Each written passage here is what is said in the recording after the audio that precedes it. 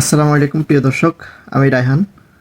আজকে যে বিষয়টা নিয়ে কথা বলবো, আপনারা জানেন নোয়াখালী কোম্পানিগঞ্জ ৫ আসন থেকে মানবতার ফেরিওয়ালা যাকে আপনারা চিনেন, তিনি নোয়াখালী কোম্পানিগঞ্জ ৫ আসন থেকে দাঁড়িয়েছেন। মানবতার ফেরিওয়ালা যাকে আপনারা সবাই চিনেন, পরিচিত মুখ, শওকত ভাইয়ের বিষয়ে আজকে কথা বলবো। তো শওকত ভাই আসলে আমাদের বর্তমান সমাজে রাজনীতিবিদ যারা আছে তারা নিজের স্বার্থে আসলে রাজনীতি করে। তো আমরা এই যে শওকত ভাইয়ের বিভিন্ন কর্মকাণ্ড দেখেছি, তিনি তো পচে যাওয়া গলে যাওয়া মানুষদেরকে নিয়ে তিনি কাজ করে। সোশ্যাল মিডিয়াতে বিভিন্ন ভিডিও আমরা দেখি তার। তিনি মানবতার সেবায় সবসময় নিজেকে নিয়োজিত রাখে। তবে তিনি এবার যে পরিকল্পনা নিয়েছে, তিনি সংসদ সদস্য হবে এবং এমপি পদপ্রার্থী। কোম্পানিগঞ্জ, কবিরহাট এই দুই উপজেলা নিয়ে তিনি কিন্তু ইলেকশন করবে। তো আমরা সবাই ওনাকে সাপোর্ট করি। আসলে তরুণ রাজনীতিবিদ বাংলাদেশে প্রয়োজন।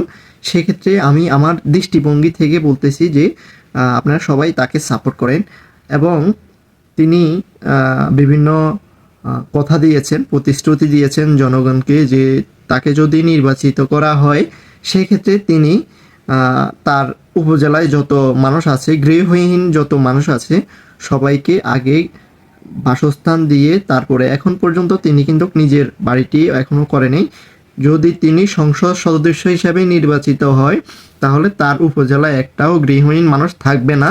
যতদিন পর্যন্ত তিনি ক্ষমতায় থাকবে ততদিন পর্যন্ত তিনি নিজের জন্য কোনো বাড়ি গাড়ি এবং কিছু করবে না। তিনি প্রতিশ্রুতি দিয়েছে যে তার বেতন থেকে, মানে সরকারি যে বেতন পাবে সেটাও জনগণের, দরিদ্র মানুষ, অসহায় মানুষদের মাঝে বিলিয়ে দেবে। এবং আরেকটা প্রতিশ্রুতি দিয়েছে তিনি যে অসহায় যারা আছে সমাজে, অবহেলিত, রাস্তার পাশে আমরা দেখতে পাই অনেক সময় মানুষের বিভিন্ন অঙ্গ প্রত্যঙ্গ পচে যায়, গলে যায়, কিন্তু তাদের ভালো চিকিৎসা হয় না। একটা হসপিটাল তিনি করবেন, তা প্রতিশ্রুতি দিয়েছেন মানুষকে।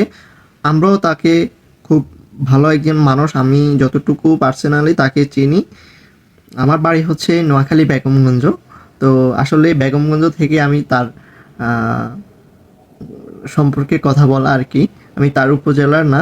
এই ফেরিওয়ালার কাজ দেখে আমি মুগ্ধ, আসলেই মুগ্ধ। বর্তমান সমাজে যারা রাজনীতি করে তারা শুধু তাদেরকে নিয়েই ব্যস্ত, এবং সমাজ কই যাচ্ছে, কি আসছে বিষয়, এই বিষয়ে কিন্তু কারো কোনো মাথা ব্যথা নেই।